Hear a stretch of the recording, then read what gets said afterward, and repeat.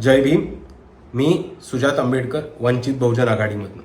उद्या 30 जुलैला वंचित बहुजन आघाडीची अंतर्गत निवडणूक आहे आणि मी आपल्या सर्वांना विनंती करतो की आपण सर्वांनी ताकदीने या निवडणुकीमध्ये सहभाग घ्यावा, जास्तीत जास्त संख्येने मतदानाला यावं आणि पक्षाच्या अंतर्गत लोकशाही बळकट करावी.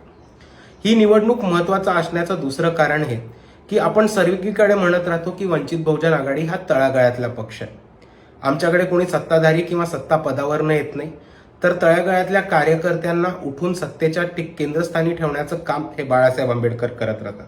आणि जसा हा कार्यकर्त्यांचा पक्ष आहे, त्याच कार्यकर्त्यांच्या अंगावरती आज बाळासाहेबांनी एक महत्त्वाची जबाबदारी दिलेली आहे की उद्याच्या भविष्याचे वंचितचे नेते कोण असणार आहेत, पदाधिकारी कोण असणार आहेत, महाराष्ट्र राज्य सदस्य कोण असणार आहेत किंवा वंचित बहुजन आघाडीचे उद्याचे प्रदेश अध्यक्ष कोण असणार आहेत, हे ठरवण्याचा महत्त्वाचा निर्णय बाळासाहेब आंबेडकरांनी वंचितच्या तमाम कार्यकर्त्यांवरती ठेवलेला आहे.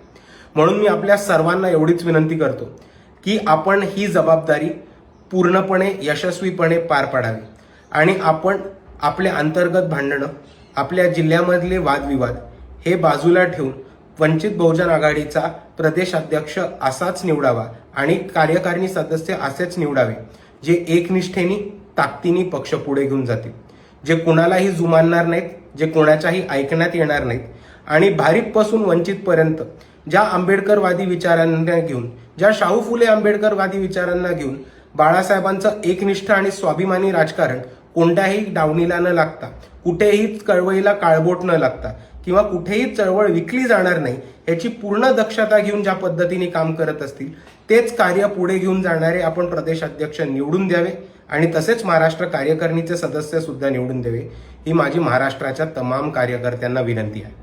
आणि दुसऱ्या बाजूला जाता जाता अजून एक विनंती करतो की मी स्वतः वंचित बहुजन आघाडीच्या महाराष्ट्र सदस्य पदासाठी उभा आहे.